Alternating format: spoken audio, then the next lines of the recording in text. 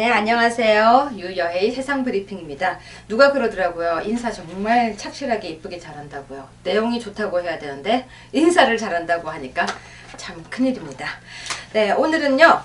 아주 제가 지금 예고했던 것과 조금 다르게 해야 될 것 같습니다. 오늘 제가 예고는 정당방위라고 했었는데요. 갑자기 긴급 사항이 터졌습니다. 바로 청문회법이 통과가 되었죠.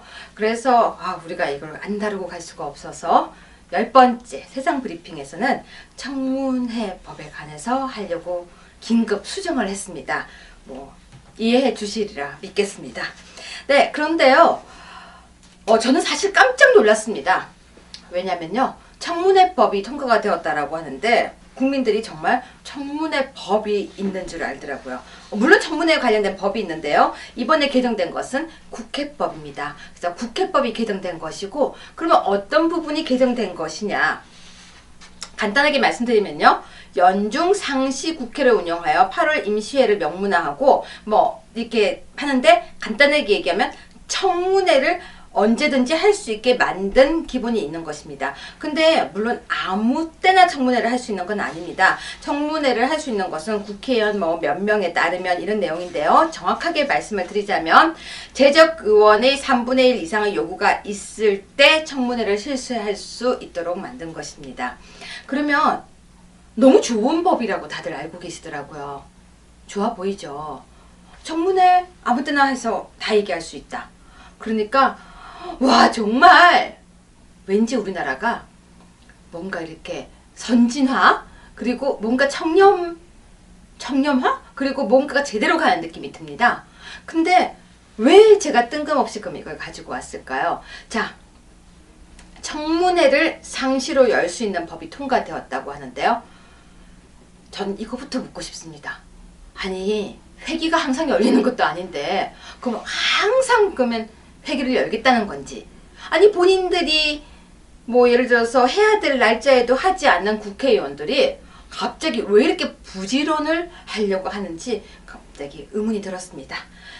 자, 청문회를 1년 내내 열 수 있도록 규정한 법이 통과되었는데 어떻게 보면요. 일 열심히 하겠다는 법입니다. 근데 참 시기가 묘하죠. 19대 국회가 문 닫기 일보 직전에 20대에게 일하라고 법을 던져주고 갔습니다. 아니 본인이 있을 때 하지 한마디로 아무것도 하지 않고 무슨 식물국회다 불임국회다 이런 모욕적인 말을 많이 들었던 불임국회다 이런 단어가 사실 여성 비하기 때문에 쓰면 안 된다라는 얘기를 하고 있지만요. 우리가 말을 해야 될 건 정확하게 해야죠. 왜? 한 게 없으니까. 마지막에 가서 근데 열심히 다른 법은 다 통과시키지 않고 청문회법을 던져줬습니다. 누구에게? 20대 국회에게. 본인들이 일을 하겠다는 것이 아니고 다음번 국회의원들에게 열심히 한번 일해봐. 청문회법 이제 맨날 청문회 열어서 해! 라고 던졌습니다. 그런데요. 저는 청문회가 뭔지를 모르는 사람들이라는 생각이 들었습니다. 왜 갑자기 국회의원을 비하하냐고요? 여러분 청문회가 뭔지 아세요? 1988년에 처음으로 청문회가 열렸다고 합니다. 우리나라에. 우리나라 청문회 역사가 생각보다 길지 않죠. 근데 여러분 청문회 하면 어떤 내용이 먼저 기억나세요? 저는 옛날에요. 청문회 스타 의원도 기억이 나지만 청문회에서 김봉남이 기억이 나요. 김봉남 아닌가? 왜? 앙드레 김이라고 하는데요. 그때 무슨 비리였는지는 기억이 하나도 나지 않아요. 근데 앙드레 김의 이름이 김봉남이었던 것만 국민들이 다 기억을 했어요. 저는 그것밖에 기억이 안 나요. 전 정말로. 그 내용이 무엇이었는지, 청문회에서 어떤 결과가 나왔는지, 청문회에서 그래서 무엇을 알아냈는지는 기억이 안 나고요. 돌아가신 분이시지만 앙드레 김이 정말 그 앞에 서서 당황스러워하면서요. 그 이름 제 이름 맞습니다 하던 그것만 기억이 나는 거예요. 그러면 청문회가 무엇을 성과를 냈는가를 봤을 때 성과가 없었다는 것이죠. 그뿐이 아니죠. 청문회의 유명한 말 있죠. 뭐죠? 기억이 안 납니다. 모르겠습니다. 잘 모르겠습니다. 그건 제 것이 아닙니다. 무슨 모르세 일관이 청문회의 대표적인 단어였어요. 저만 그렇게 생각한 거 아니죠. 왜냐면 청문회가 딱 열리기 시작하면 모든 국민들이 농담처럼 항상 하는 말이 있었죠. 또 모르겠다는 말 일관일 텐데 해서 뭐하나. 그리고 청문회에서 좀 뜨고 싶으면요 막 소리 지르고 됐어! 어쩌고저쩌고 어쩌고저쩌고 이렇게 소리만 지르면 스타가 되는 거예요. 저는 청문회가 뭔지부터 오늘 설명해 드릴게요. 청문회는 원래 들을 청, 들을 문이에요.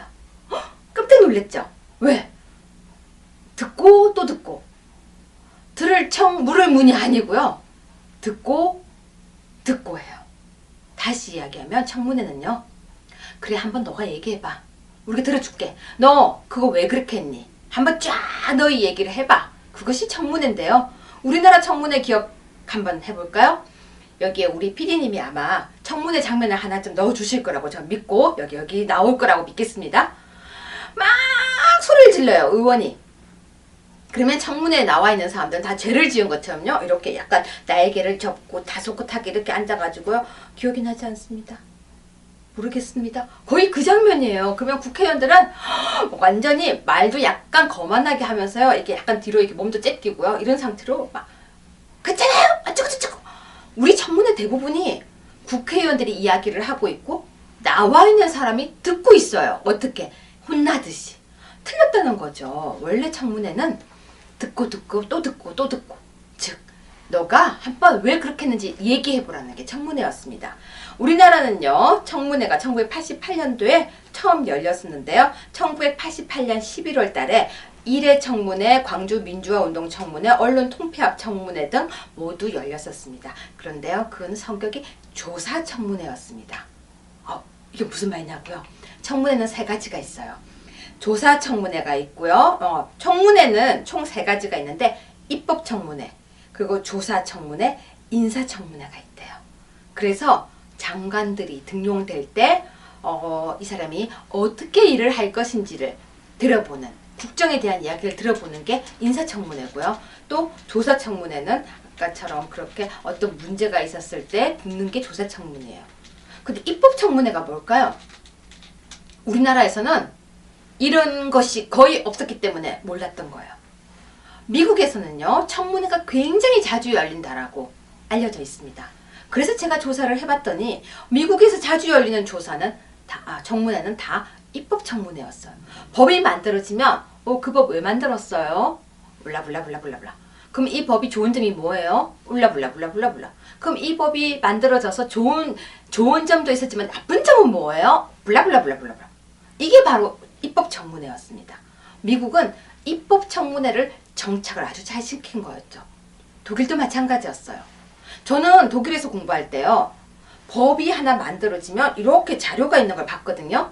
그 자료가 뭔지를 몰랐는데 이제 알았어요. 그게 입법청문회 속기록? 무슨 이렇게 기록물이었어요. A라는 의원이 이 법을 발의했습니다. 이 법을 발의를 하게 된 이유는 이거고요. 그래서 이 법을 처음 최초 기한자는 이렇게 기한을 했고요. 이 법이 이렇게 바뀌었고요. 그런데 이 법에 대해서 반대한 의원은 이렇게 있었고요. 찬성한 의원은 이렇게 있었습니다. 그럼에도 불구하고 몇 대 몇으로 이 법은 통과가 되었습니다. 라고 기록을 남기는 게 입법청문회였어요. 근데 우리나라는 청문회를 야단치는 자리로 하는 것 같아요. 공식적인 야단치는 자리. 그것도 국회의원이 대놓고 완장 두르고 권력을 막 휘두르는 자리? 전 보기 별로 안 좋았어요. 그렇게 떠들면서 야단치는 자리가. 그런데 이번에는 그 법을 만들어서 언제나 불러내서 야단을 치고 싶다는 뜻이 아닐까요? 라는 법이 만들어졌어요. 전 절대 완전히 그런 뜻으로 만들어졌다라고 단정을 안 지었습니다. 그렇지 않을까요? 라고 얘기를 했어요. 그 법이 통과가 되었는데요. 상시로 어쨌거나 청문회를 하겠다는 건데요. 여러분 혹시 청문회 할 때 행정부의 사람들 와가지고 어떻게 하는지 보셨어요? 기업인도 마찬가지예요. 입구에 서서요. 이렇게 종이 들고요. 이렇게 서서 한 3시간 있어요. 들어가서 5분 동안 벌 쓰고 나올 때가 있어요. 3시간 대기하고 5분 동안 벌 쓰고. 그때 국회의원들은 그들이 권력을 마구마구 누리는 거예요. 그런데 상시로 하겠다는 거예요. 언제나 부르겠다는 거예요. 이런 걸 보고 권력을 남용하려고 하는 제도화했다고 할 수 있죠. 국회가 정부를 견제하고 정부가 국회를 견제하고 이렇게 하는 삼권 분립 맞아요. 입법부, 사법부, 행정부 각각의 역할이 있는 거죠. 초등학생도 배웁니다. 근데 여기에서는 뭐라고 배우는지 아세요? 견제와 균형이라고 배웁니다. 한쪽으로 힘이 쏠리게 되면 안 된다는 것이죠. 초등학교도 견제와 균형이 이루어져야 된다고 배우고 있는데 지금 국회는요. 우리가 다 가질 거야. 작년 기억나시죠? 작년에 일명 유승민 사태라고 하는 거 기억나시죠? 대통령이 거부권을 했던 그게 뭐였죠? 결국은 국회가 모든 시행령과 시행규칙에도 이렇게 발을 넣고 발이라고 표현하면 모욕적이죠. 숟가락을 얹고 싶다는 법이었죠. 여러분 그게 맞다고 생각하십니까? 국회의 역할은 국회의 역할이고요. 행정부의 역할은 행정부의 역할이에요. 사법부의 역할은 재판을 잘하는 거죠. 근데 이 세 군데가 잘 못하고 있으니까요. 서로가 서로를 잘못했다고 비판을 하는 것이 아니라 국회가 그럼 우리가 다 힘을 갖겠다라고 하고 있는 걸로 밖에 저는 보이지가 않아요.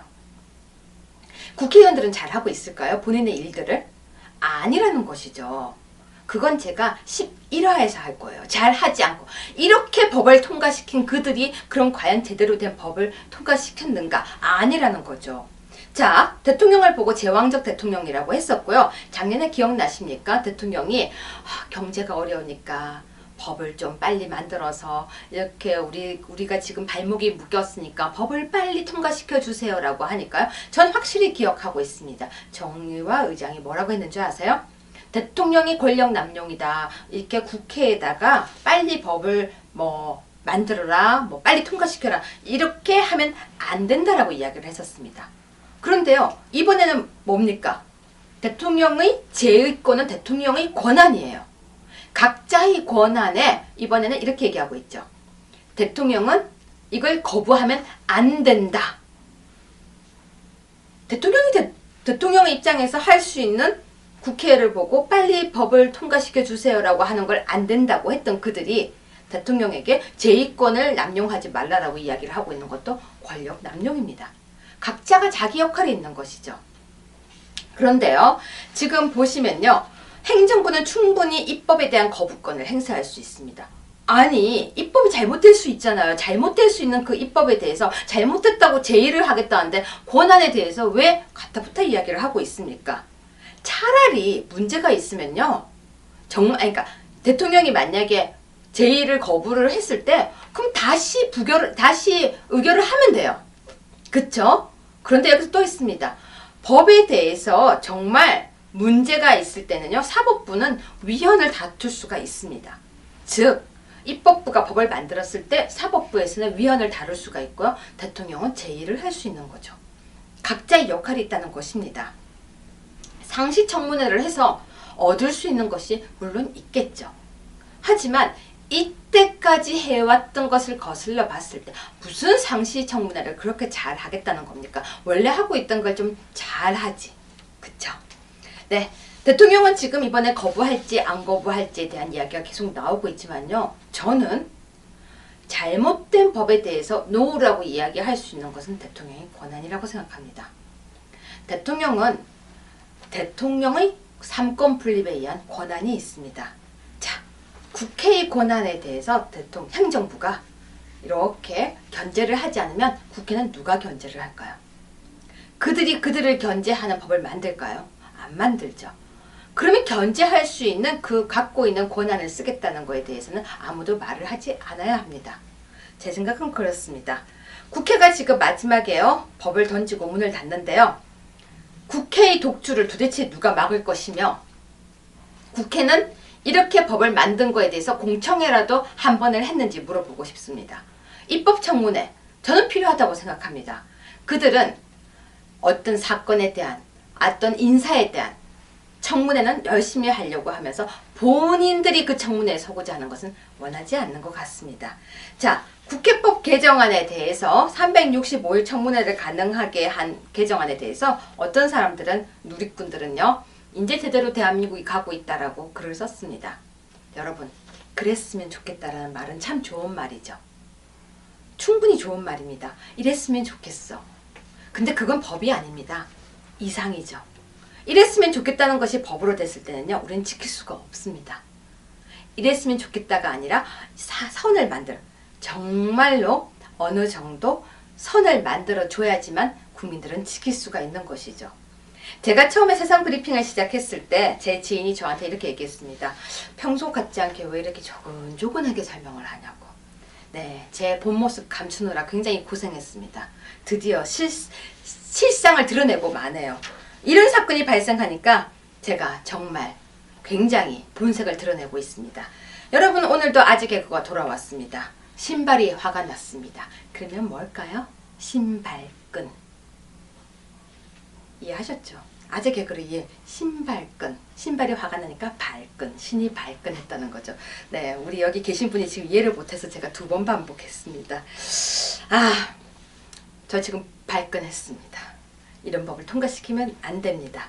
네, 서비스로 하나 더 나가겠습니다. 아몬드가 죽으면 뭐라고 할까요? 다이아몬드. 여러분, 그 다음 편에서 다시 찾아뵙겠습니다. 감사합니다.